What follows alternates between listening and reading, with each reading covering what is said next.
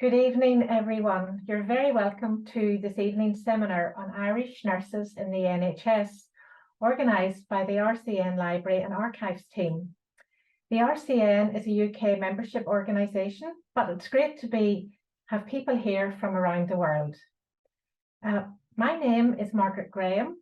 I'm a retired nurse and I've been a member of the History Forum committee for the past 8 years.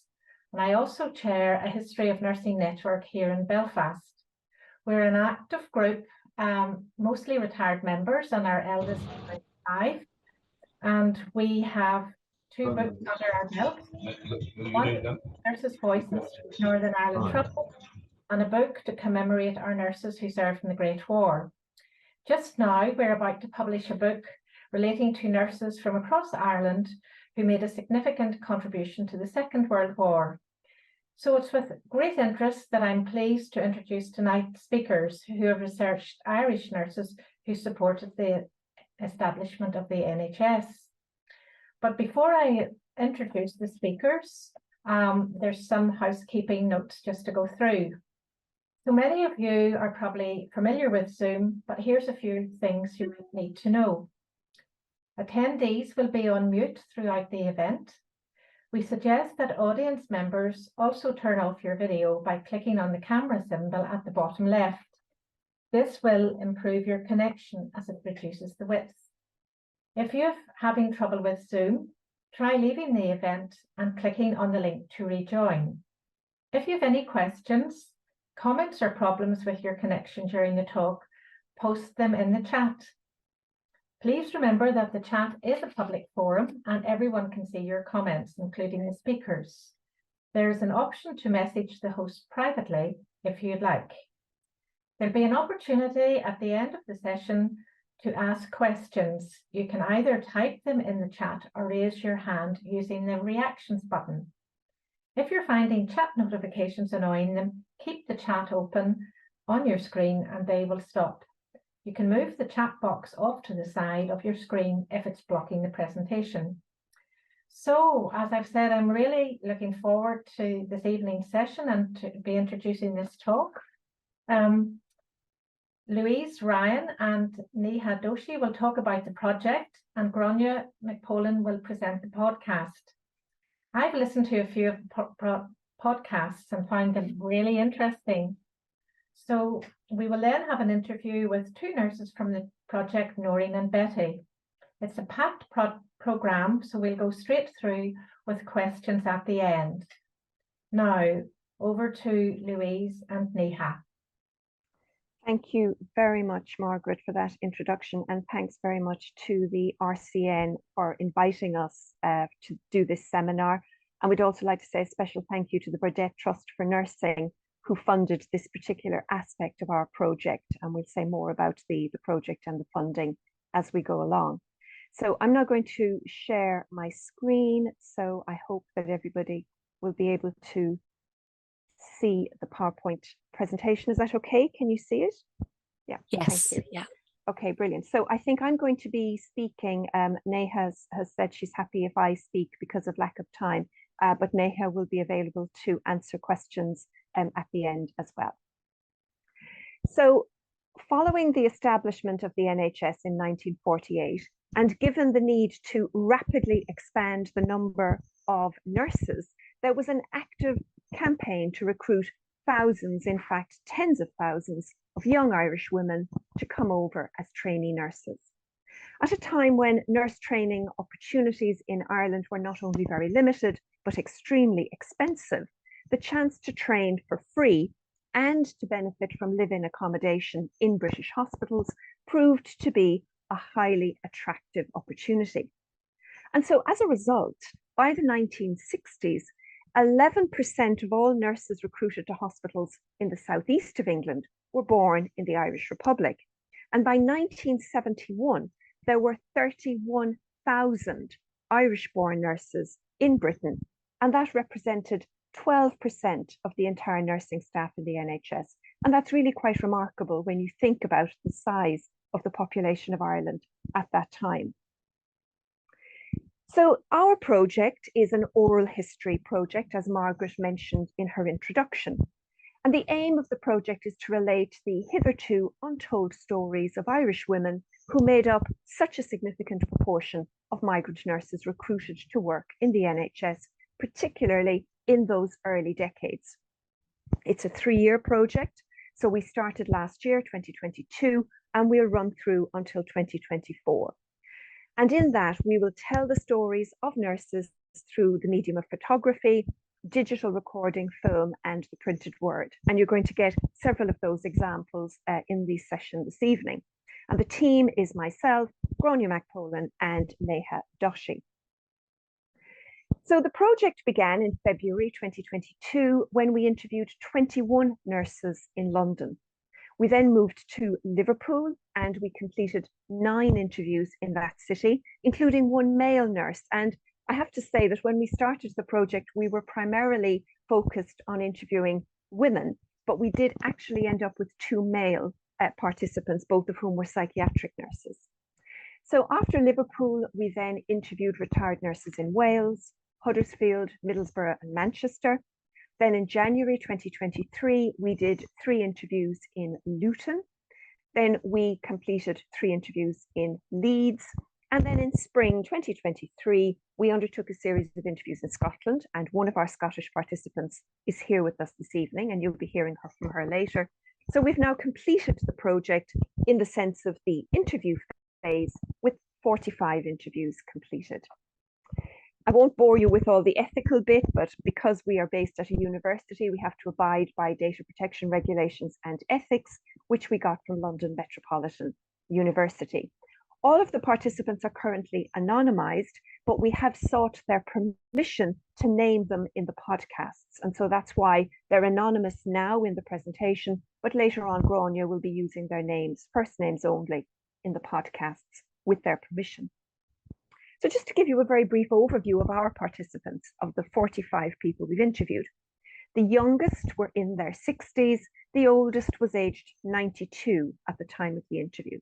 Most of them arrived in the 1950s and 60s, though we did interview one woman who came in 1948, right at the dawn of the NHS, and a few who arrived in the early 1970s.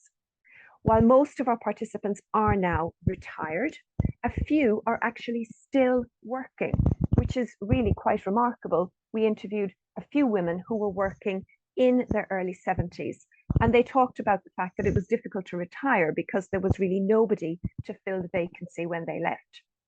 So our participants span 7 decades of the NHS history. We welcomed participants from the whole of Ireland, north and south. So anybody who came forward and identified as an Irish nurse. Therefore, we have participants from as far north as Tyrone and Down, and as far south as Cork and Kerry, with basically, I think somebody needs to mute because I can hear talking in the background. Can you please mute? Can you please mute? Thank you. So basically, we cover the whole of Ireland.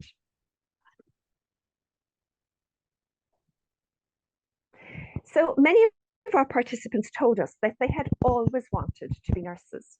So as somebody said, I always wanted to be a nurse, it sounded very interesting. However, it is important to note that some of our participants said they had never had a strong desire to become a nurse, but actually they'd made a very pragmatic decision based on the lack of other opportunities for women in Ireland, especially in the 50s and 60s, and the attraction of the active recruitment campaign by the NHS. So during a time when there were few other professional openings for women in Ireland, nurse training in Britain offered a clear and a very secure career pathway. So during the post-war period, British hospitals were actively recruiting in Ireland, placing regular advertisements on the radio, but also in national newspapers, but interestingly, also in local, quite small provincial newspapers. So one of our participants said it was in the local paper. I remember the name of it. The Northern Constitution was the name of the paper. That's where the ad was. In addition to placing advertisements, teams of recruiters from Britain would travel throughout the whole island of Ireland, recruiting and often conducting interviews in local hotels. And in fact, our oldest participant was one of those people who was recruited at the age of 18 in 1948 from a small town in West Cork when the NHS recruiters came to a hotel in her local town. And she went from that remote area in West Cork to work in a hospital in London. Now, you might be wondering why parents would allow their daughters of only 18 years of age to head off to the high life and the big cities of London or Liverpool or Leeds, etc. But it was often the knowledge that these young women would be very protected living in the nurse's home. And as we'll hear later on, in some ways, the nurse's home was almost like a big boarding school. And so this really helped to assuage any concerns that parents might have about allowing their daughters often to head off completely alone on the journey to Britain. Louise, I'm sorry to interrupt. We're getting a little bit of sound from your mic, I think, as it brushes against your scarf. Oh, do you okay. do you think you could just try, maybe holding it away from your scarf a little? Thank you. Yes, thanks. So nursing at the time involved a huge amount of manual labor, such as, for example, lifting patients in and out of bed, but also lifting patients in and out of the bath, which was extremely hard work. And across the 45 interviews that we did, there was a shared view that Irish nurses were often valued, especially as hard workers. Many participants drew a direct link between growing up on farms and their capacity for hard work. For example, nurse 16 drew on her experience of growing up on a farm in the 1950s. She said, "We were hard working because I came from a farm, 5 brothers and me, a small farm. And even though I was the only girl in the family, I liked to be out on the farm as well." And another nurse said, "We weren't frightened of work because we probably got used to it in Ireland." Now, it is very important to acknowledge, of course, that it was not just Irish women who were being recruited in this way to come and staff the NHS. Many of our participants talked about the other migrants that they encountered when they arrived. So, for example, one of our participants in Leeds, who arrived in 1957, she said, "Between the Irish and the Jamaicans, there would have been no national health if it wasn't for them." A very similar point was made by a nurse who arrived in Manchester in 1960. She said, "They were all mainly Irish or Jamaican or Nigerian. That's how the national health was worked in those days. The national health wouldn't have existed without them. English people didn't go into nursing in those days." Now, that's a very interesting observation and one that we heard many times.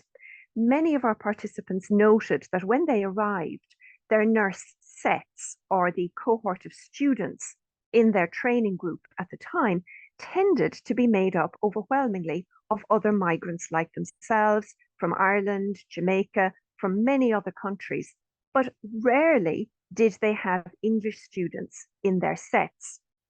Now, there may be a number of explanations for this as to why English women didn't seem to be as attracted to nursing in those days, perhaps because they had other career opportunities. There were more jobs available in other sectors for them in England at that time, or it may well be that they were going to different hospitals, whereas the Irish and the Jamaican students went to specific kinds of hospitals. There may be lots of reasons, and perhaps we can come back and talk about that in the Q&A later.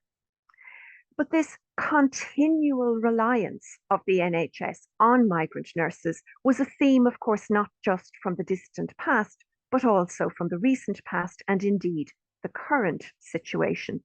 So one of our nurses, for example, talked about her own experience having arrived in 1960, and then she said, "I've gone full circle. Before I retired, I've been to the Philippines 3 times recruiting nurses for the hospital I was in 1998, 2000, and 2002. So again, that ongoing relationship between nurse recruitment from overseas and the NHS.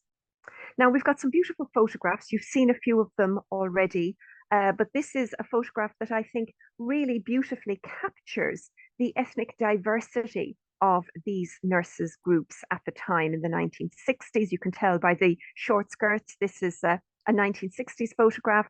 The 2 ladies there on the right of the photograph are both Irish.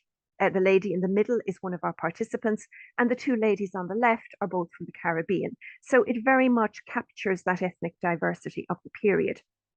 We love this photograph, and in fact, you're getting a bit of a sneaky preview now, because this is likely to be the cover of the book, which will appear in 2024, because they're on a bus. It really symbolizes movement, mobility, and as well as the ethnic diversity. So you can be looking out for this in 2024 as part of the book. Now, so far, it seems like it's been a very positive story.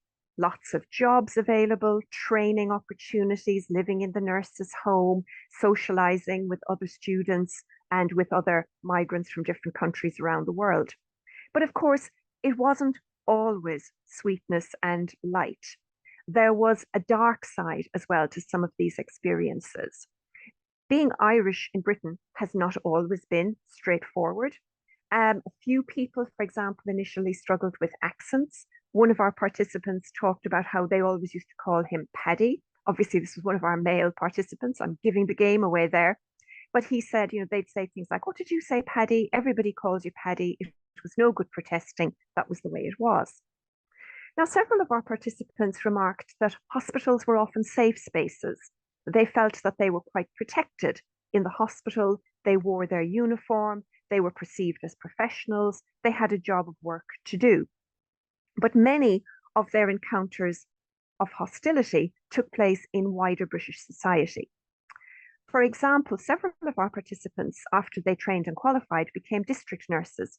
And as many of you who are nurses will know, when you're out in the district, you're really coming kind of face to face with various aspects of society, of social life. So one of our nurses was a district nurse in the East End of London, and she encountered hostility from a particular family. There'd been an ongoing issue about an elderly woman whom our participant felt was being neglected. And eventually it was resolved when that elderly lady went into a care home. But this led to a backlash against the nurse in the local community in the East End of London. So she described one incident. A man came out of a pub and accosted me. He called me an effing Irish cow because I'd got his neighbour's mother put into a home, and he threw a glass of beer on me. Now, this is a very interesting quote because I'm a sociologist, so I'm always looking for these kinds of themes and narratives as they are conveying particular kinds of meaning. And what we see here is the way in which her Irishness suddenly comes to the fore.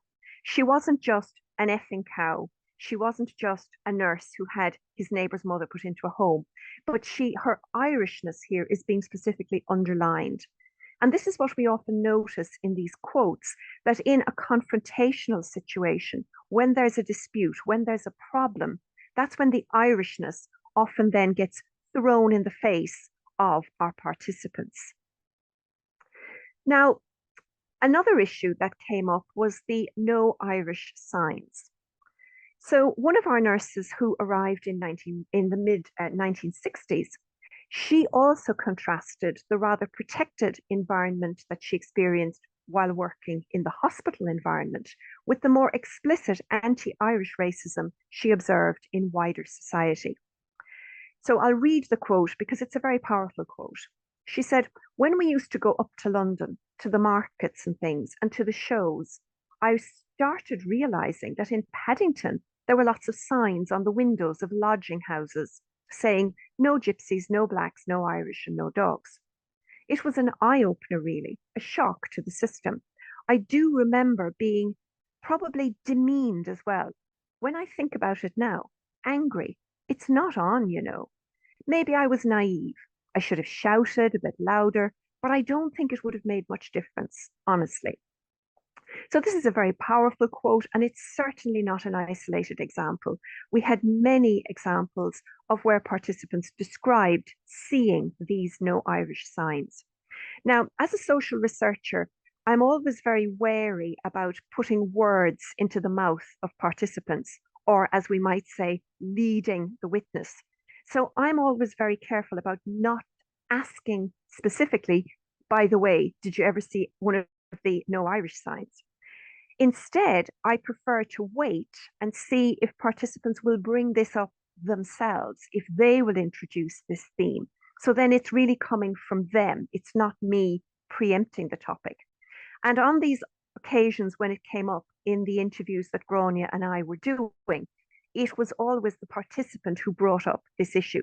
And I think this is very valuable evidence. This is very valuable testimony from eyewitnesses to history. And we have to collect these stories and preserve these stories because that generation who remember seeing those signs is dying out. And we have to collect their experiences while we can. Now, that was in the 1960s, but another participant talked about seeing those signs even into the 1970s.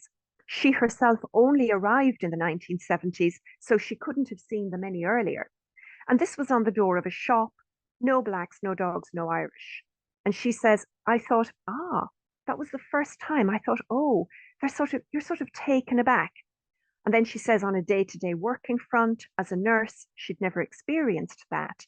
But it was out in society that she first saw that no Irish sign. Now, she made a direct link between the sign and the recent Birmingham pub bombing in 1974. And she said it's very difficult to defend yourself, Birmingham bombings. And several of our participants talked about the IRA bombing campaign, particularly in the 1970s and 80s. And they observed how anti-Irish statements, anti-Irish hostility usually peaked around the time of a bombing, particularly if there had been a bombing in a specific city or town like Birmingham. People then really felt the atmosphere, the hostility. But I think what's interesting to observe here is that the previous example was from the 1960s, and we've also had even earlier examples, and that predated the IRA bombing campaign. So it isn't that these no Irish signs can just be understood in terms of the IRA bombing. There was clearly something else going on that was deeper. And here we have one example that actually took place in a hospital. I mentioned earlier that participants often said they felt very protected in a hospital wearing their uniform, doing their job. But this is an instance where a soldier who had returned from Northern Ireland, where he had been injured, he actually refused to be treated by a nurse because she had a Northern Ireland accent.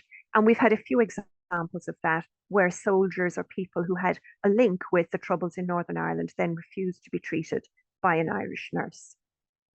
Now, the other issue that we really wanted to understand was people's perception of the contribution of Irish nurses. Our 45 participants were unanimous in underlining the enormous contribution that Irish nurses had made. So somebody said, it's been phenomenal, it's been huge. Another participant said, the contribution of Irish nurses to the NHS, I think it's phenomenal, to be honest with you. Somebody else said it was an amazing contribution. One of our nurses said the Irish propped up the NHS, while somebody else said that they were the backbone of the NHS. But we also asked about recognition by wider society. Is this contribution of Irish nurses known about in wider society? Now, many of our nurses said that they felt very appreciated on an individual level. Somebody said, I felt 100% very valued. But other participants said that actually that contribution was not widely understood by British society at large. So one nurse said, they did make a big contribution, but they're not recognised for it, unfortunately. And another nurse said, there should be a lot of honour given to the Irish, both the men who built the motorways and the Irish, the contribution they made to the NHS. And interestingly, one of our participants made the specific point about Irish nurses kind of being under the radar and not really acknowledged in wider society. She said, I've never seen it in the media. It has never, to me, it hasn't ever been acknowledged. It's not very high profile. And then she added, that's one of the reasons actually I did the interview. So she came forward and she wanted to be in our study, specifically because she felt strongly that Irish nurses' contribution was not known about in British society and that it really deserved more recognition. So just to come to the conclusion, as we've been saying in the presentation, and we'll hear more about in a moment from Grainne, Irish men and women were recruited in their tens of thousands to come to Britain and work in the NHS. Alongside other migrants, they provided essential medical services. They were very valued as hard workers inside the NHS, but outside in British society, they often encountered hostility, including the famous No Irish signs. Among our participants, there was a very strong desire that the enormous contribution of Irish nurses to the NHS should be fully recognised and celebrated in a similar way that we've seen the recent recognition of other migrant groups' contribution to the NHS. And there was a feeling amongst our participants that Irish nurses' contribution had, to a certain extent, gone under the radar and had, unfortunately, been somewhat taken for granted. So I'll just finish by saying something about our funders. We have to thank our funders. This research would not be possible without the finance that we've received from the Irish Nurses and Midwives Organisation, the London Irish Centre, the Liverpool Institute of Irish Studies, the Burdett Trust for Nursing, and the Irish Department of Foreign Affairs Irish Abroad Unit. So we're very grateful to our funders. We are extremely grateful to our participants, and we're absolutely thrilled that 2 of the participants are going to speak in this evening's event. So I will now stop there and I'll stop sharing my screen. Thank you very much for your attention.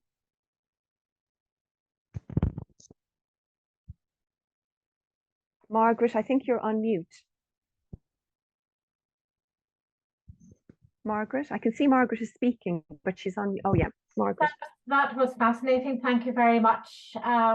Just to keep to the timetable, we'll just move on now to Grainne, and we look forward to hearing from you, Grainne, about your podcasts. Thank you very much indeed, Margaret, and thanks, Louise, for a wonderful presentation. And it's wonderful to meet everybody here today. Thank you to the RCN for having us and hosting us. I'm on the podcast side of the project, but how Louise and I met was about 3 or 4 years ago now, and I was doing a bigger podcast, a documentary about the Irish nurses in Britain, because I was an Irish nurse myself in Britain in the NHS, and I couldn't do the documentary when I was doing the research. I needed to get expert contributors, and a producer colleague of mine said, you need to go to Louise Ryan, otherwise there's no point in doing this documentary, because she's an expert in migration, in women and in nurses going to Britain. So she's the lady you need to get.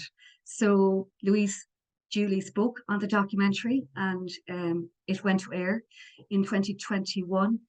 And then a week after broadcast, Louise suggested we write a book. And I thought, wow, this is a wonderful experience, because it got a great sort of reception, and a lot of people approached us and said, really, this is a great story and the nurses' voices need to be heard. So we have been developing this project with the book, with podcasts, with the portrait exhibition and a film. So I'd like to play you a montage of the podcasts.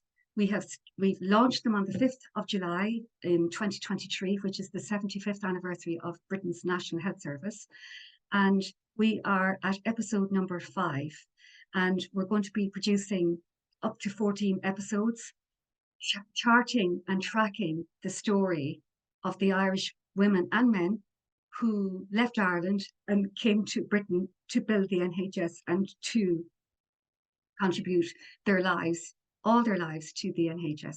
So I'm going to share this with you now. So just bear with me 1 minute, please.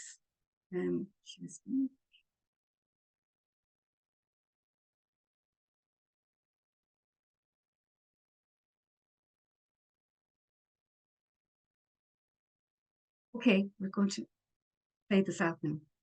Just a few minutes.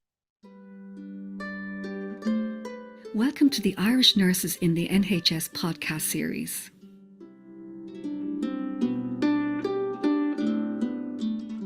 "2023 marks the 75th anniversary of Britain's National Health Service. Since its establishment in 1948, there was a huge demand for nurses as it was being rolled out across the country, particularly in the 1950s. The active recruitment campaign launched by the NHS in Ireland attracted thousands of Irish men and women with the offer of free training, accommodation and the chance to earn a wage during their nurse training. We were just small farmers. This is Noreen from West Cork. Like many of her peers of the time, she came from a large family. I'm one of 7 children. I was the first girl. The only sort of places for jobs around were the pubs, who sold the groceries as well. It was difficult to get into nursing in Ireland in those days. It was something of a closed shop in contrast to Britain. It was expensive to train as a nurse. You had to pay for the uniform and accommodation, and you wouldn't get paid. But in Ireland, you could never get in to training in Ireland unless you knew somebody already. There was very much a thing, well, it's a bit like nepotism really, isn't it, I suppose? You know, you either had to know somebody or your father knew somebody or something. Life wasn't easy when you were away out the country bumpkin. So all I can remember is my mother taking me on the train to Dublin to be interviewed by a matron who was a nun for a Catholic hospital in Surrey, and to be interviewed for nursing. Anyway, I was successful. I was born in Clonmel, County Tipperary. Arriving in London to begin her nurse training, a few days shy of her 18th birthday, Mary's starting a new life, free from the constraints she'd left behind in Ireland. I went straight to the hospital because that was where they sent the trainee nurses. We were in a school, not like now they're all educated in the university. It was 1952. Post-war rationing was still a feature of daily life in Britain. 4 years after the war ended, there were still rations in England. We had to line up for our butter and sugar rations. It had only been a few short years since the end of World War II and the birth of the NHS. Mary's nurse training had a certain military precision about it. We went to school. We had a classroom and a sister tutor who was an absolute lady but stood no nonsense. And there was 24 of us in the class. And we had our nurse's uniform on and we had it in the nurse's home. Every day we had lectures from her and we had consultants to come in and lecture to us, surgeons, eye specialists, anybody at all, physicians. And one day a week we were let loose on the wards to observe. And as we got better at observation, we were allowed to make a bed, provided the corners were all right and the patient's feet were solid in the bed and not moving. Rita was just 17 years old when she travelled to Liverpool in 1954. She remembers travelling on the cattle boat from Dublin to Liverpool. I do. It was awful, that, yes, and horrible. The bunks and did we get a seat coming over? I can't remember whether we did or not. There were only like benches. Did we have bunks? There's bunks downstairs. So, yeah.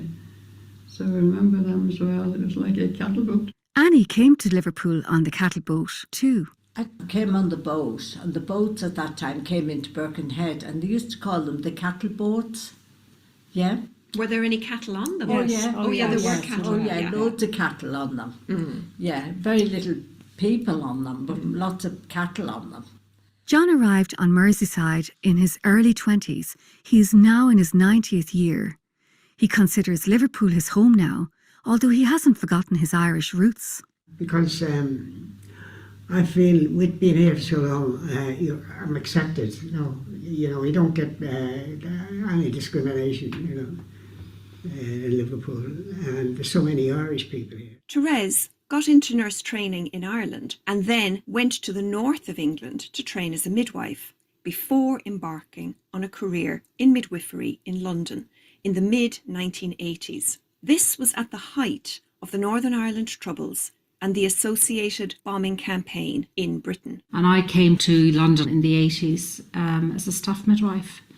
And I stayed there for about 3 years. And that was a really difficult time being in London, in the UK, because the IRA were bombing mainland Britain at the time, and it was really, really difficult being Irish. I need to do my SEN, which is what I went through all my nursing life, which was great. And I thought, my training now, I thought, oh good, now don't be worried about it, Barry. You've mixed with people, so you've got the number one, And we were all the same age as well. It was lovely. and we were resident. The offer of free accommodation was the deal maker for the thousands of Irish nurses recruited by Britain's NHS. The nurses' home, as it was called, was usually a high-rise building attached to or located in the grounds of the training hospital. It consisted of single rooms on several floors, including a kitchenette, a restroom or TV room on the ground floor of the building. It would remind you of an army barracks, with a home matron usually with eyes in the back of her head. But for many Irish nurses like Annie and Margaret, it was home away from home. And it was just beautiful. The house was lovely and we all had our own bedrooms, or maybe we shared a room with one person. Like we'd come from having 5 people in a room. All the residency was fantastic, and we didn't have to worry about being fed or watered or anything really. And because we were all Irish as well, we all fitted in, and we went to our dancing and all the places. And you could go down to Liverpool, get the bus, and it was safe. So it was a great life. And it was while living in the nurse's home that Margaret found her own ballroom of romance, upstairs in the Liverpool Odeon Cinema, no less. My husband had ballroom dancing lessons at the Odeon Cinema in Liverpool, and they had a room upstairs. And because I was in the nurse's home on my own at the time, there was another girl joined me then later, but she was older than me. Anyhow, you could go down to Liverpool, get the bus. So that's what I did.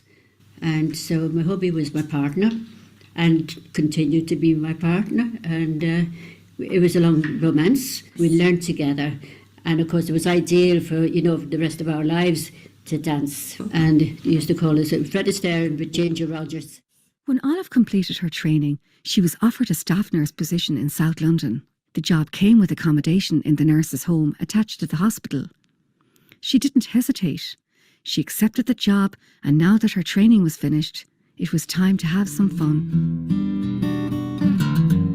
And in the nurse's home where I lived, I moved into this little nurse's home that was unsupervised with no living matron. And it was like one long party, really. It was just wild.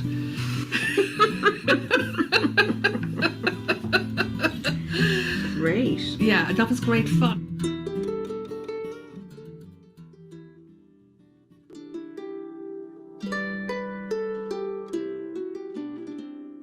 We would like to thank the nurses who contributed to the making of this podcast.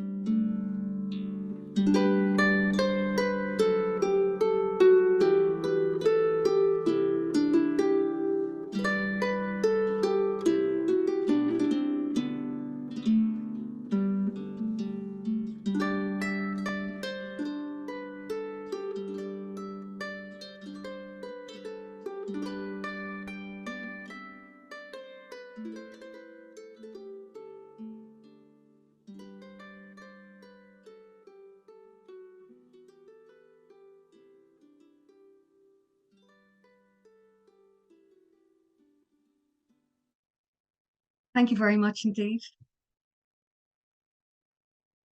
I'll hand you back to Margaret. Thank you. That's lovely. That was such a lovely podcast, and lovely to see. I must go back and now look at some of the other podcasts, and lovely to see and hear all the nurses. And it's such a good time to do it because, as you said earlier, time moves on, and you need to get the history of those nurses who came over to support the NHS, before sort of time moves on and the history is lost. And I suppose that's what we have found in our own sort of network here, doing history of nursing, when we went out to get the stories of nurses who had worked through the Troubles. And when we went out with that, people never really thought of what nurses had to put up with during the Troubles. And it was quite an eye-opener for the general public. So I think in general, at times nursing just goes under the radar, no matter what. And I suppose I'm interested too to see the number of nurses that came over from Ireland, because looking at the number of nurses that we've gathered who were associated with the Second World War, and it's very hard to get into records at the moment, but we've gathered up 600 names, and of that 400 names are actually from the south of Ireland, and the remainder are from the north. And a lot of nurses actually were killed during the Second World War. They went down when ships were attacked. So again, it's sort of, I think, a history that's gone under the radar. So we're really looking forward to sharing that information. But anyway, Antonia, any questions? I'm sure there's loads of questions in the chat box. Sorry, Margaret, before we go to the questions, we've got our two nurses. Oh, sorry. I'm okay. so sorry. Noreen and Betty. Noreen and Betty, yes. Thank you. Sorry, both ladies. I was just so blown away by those podcasts. Lovely to see you. Hello. And you're Noreen? This is Betty. So I'm going to just sort of have a brief conversation with Betty and Noreen. Noreen was having some technical problems earlier. So is Noreen with us now? Noreen, can we hear you? Grainne, do you know if Noreen managed to sort out her microphone problems? You're on mute. No, I think I'm muted, sir. Oh, you're okay. You're okay. Are you, Noreen? Yeah, you can hear me, but you can't see me. Is that right? Exactly. Okay. Yes. Yes. So I would just like to invite Betty and Noreen to introduce themselves and just tell us a little bit about when they came over and where they trained. And then I have just a couple of very short questions so that it's kind of more of a conversation. But maybe we'll start with you, Noreen. So. Oh, okay. Yes, I'm Noreen Shears, and I'm old now, but I came over in 1961. I'd finished school in 1960 in Ireland. I was 18, and I stayed on at school till I was 18, which is a bit unusual in those days. But like everything else, there wasn't much around. And as an 18-year-old in Ireland in 1960, we were very different to today's 18-year-olds. Our mother decided what we were going to do. And, I was interviewed. I had to go to Dublin with my mother to train, got interviewed, and to do nursing. And like somebody else has said previously, it wasn't that I ever thought, I must do nursing. It was a matter of choosing something that was like professional, but that paid you and didn't cost anything to train. And in Ireland, as one of 7 children, small farmers, there was absolutely no way you could get into nursing in Ireland unless you were well connected, as they said, or had lots of money to pay. So that was it. I was off on my boat. I don't think it was on the cattle boat like some others, but it was from Cork. I was put in connection with 2 other people who were coming from Cork, and travelled over to England and sitting on my suitcase with the water coming up, spraying us. But it was great. I loved every minute of it, and I would do it all again. It was great life. I loved it. So I trained in the main hospital was St Anthony's in Cheam in Surrey, but we started off our first 3 months in Hazelmere in Surrey, because you did 3 months what they call preliminary training school, where you were just totally training, and then after that you went, on the wards. But so I loved it all. I did lots of different things. Brought up 4 children as well, did lots of years of night duty. But once the family, my children had left, then I sort of went into management. And I did really, I ended up as a general manager of medicine in the hospital, and I retired in 2016. But I just loved it. I just loved every bit. And I didn't come across anything bad, really. And my whole life was very much like what the others were saying, nursing, living in a nurse's home with a home sister who looked after you. You had all your meals cooked, everything. But I'd never came across, even though at that time, there was the Northern Ireland problems, but I never came across any, any sort of bad thing from anybody. I always felt appreciated. I did see the signs on, you know, the sort of houses and people with bed and breakfast and things about no dogs, no Irish. But I think it just went over my head. I probably didn't let it bother me, you know. I mean, but yeah, when you look back now, you think, yes, it was very bad. But there were several, especially by the seaside, you know, you'd be up, you know, vacancies, but no dogs, no Irish, and no blacks. But you know, it didn't stop me from doing my job and doing my work, and you know, it was really good. But yeah, excellent. Yeah, well, I loved thank it you, all. Noreen. I loved it all. And we had a lovely photograph of you earlier, Noreen, although we can't see you now. Yes. In the podcast clips that Grainne shared, there was a lovely photograph of you sitting on the bench that the hospital dedicated to you when you retired. Well, and, yes. Yes, and I have to mention as well, specifically Fiona Freund, who was the photographer that we worked with in the London interviews that was sponsored by the Burdett Trust for Nursing. And Fiona Freund took many of the photographs that Grainne showed, including the lovely photograph of Noreen. So thank you for that. And now I'd just like to ask Betty. So Betty, your experience was quite different because you trained in Scotland and as a midwife. So please tell us a bit about your story, Betty. Well, unlike Noreen, I left school at 15 and I worked in an office.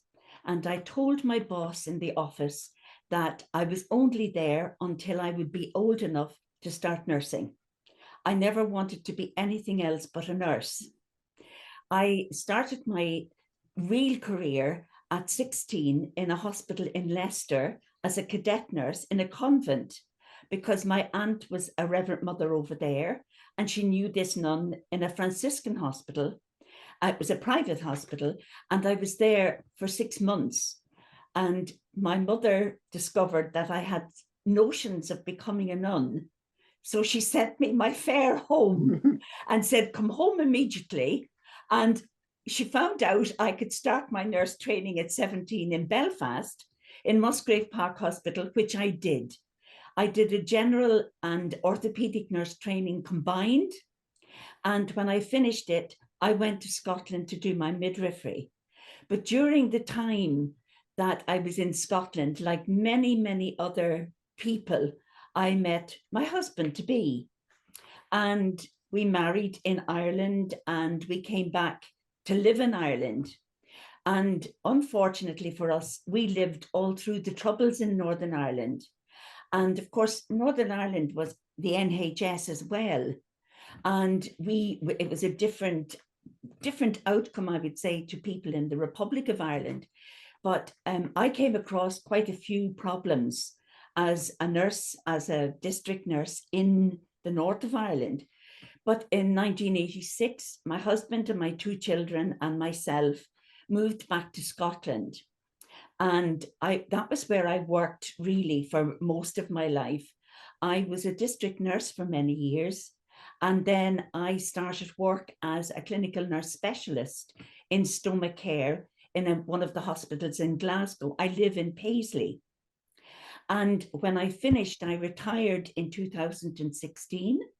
And I worked with the Scottish Huntington's Association for Huntington's disease as a nurse practitioner, a nurse advisor. So I had honestly the most fantastic career. I only had one incident in Scotland that because of my Irishness, and it was after the Enniskillen bombings. And I was on Community, and like some of the other girls said in the podcast, when you're in the hospital, you're more or less cocooned and it's fairly safe. But in the community, you're not. And of course, I was in the community. I was in a patient's house and was verbally accosted in the same situation as some of the other nurses were. But that was the only time. Every other time, I was always accepted really well. And as soon as they heard your accent, you would ask, where did you come from? So I had to tell them I came from Dublin and Ballymena. as well, because I lived in Dublin all my life, you know, my young life, and then moved to Ballymena. So it was lovely because I was able to speak about both sides of Ireland, the Republic of Ireland and the North of Ireland. So I can honestly say I had the gift of being a nurse. Oh, that is beautiful, Betty. And I've just realised this coincidence that both you and Noreen retired in 2016. Yes. So that's a coincidence. I hadn't realised that before now. So you both had very, very long careers. And again, this is something that we found a lot with our interviews, that people who became nurses, although some people retired early or they went and they had other careers, but the vast majority of people continued to be nurses for their whole lives, and being a nurse was a key part of their identity. And so even after they retired, they still thought of themselves as being nurses. So maybe just as time is short, I'd like to ask both of you if you could really sum up the contribution that you think Irish nurses have made to the NHS. So maybe I'll come back to Betty and then I'll come to Noreen after. Betty. Well, I think that it's possibly unknown just how much the Irish nurses contributed. And I think one of the ladies in the podcast, one of the girls in the podcast said something, and it reminded me about a family member. There was a class situation in England. Now, I'm not quite sure about Wales and Scotland, but certainly in England, I had a lot of relatives in England. And at the funeral of a cousin, an elderly cousin, an older cousin, her daughter afterwards was asking me an awful lot about my nursing career. And after we sort of, the funeral was over, we were talking, and she said, you know, I always wanted to be a nurse. But my mother said, under no circumstances would any daughter of hers ever do a job like that. And I wonder if that was part of the situation, that an awful lot of English nurses didn't go into the NHS. Yeah, it's a very interesting point. I mean, we can throw that open to the floor, and it would be interesting to get people's opinions on that. But as you say, many of our participants remarked on the fact that they had very few English colleagues. And so that something was going on, but it would be interesting to get to the bottom of it. But yeah, class is an interesting factor there. Yes. So thank you very, very much for sharing that observation with us, Betty. And Noreen, we'll give the final word to you before we hand back to Margaret. Yes. I think the contribution from the Irish nurses was tremendous. I mean, whatever hospital you went to, there were so many, you know, Irish nurses. And, you know, as somebody previous said, you know, they were the backbone of the NHS, really. But, you know, I always felt that was accepted and appreciated. And, you know, I never felt anything but that, you know. But I think the whole NHS depends on, as well as the Irish, from people from anybody, you know, multicultural. I mean, it's just amazing. And it's, you know, a bit of a poor state now, but, you know, I think, you know, the Irish really, especially going back in the, you know, when I came over, the 60s, so many Irish people, you know, sort of supporting the hospitals. But then it was a two-way thing, because we were very glad, I was very glad to have it for us. There was jobs, whereas I wouldn't have been able to do that in Ireland. So it was like a two-way thing, really. But, you know, definitely you know, great contribution to the NHS. But yeah, great. Well, thank you very much, Noreen, and I'm so glad we managed to sort out the technical issues with the microphone that we had earlier. And so it's really wonderful to have Betty and Noreen here, because it's not just Grainne, myself and Neha talking about the research, but it's actually having two of the participants sharing their own stories as well. So thank you. We're very grateful. Very grateful to you for being here. But I'm just conscious of time, and I know that people probably have lots of questions. So I'm going to hand back to Margaret. Thanks, Margaret. Thank you. Thanks, Louise. And thank you to to Betty and Noreen for just your experiences of nursing.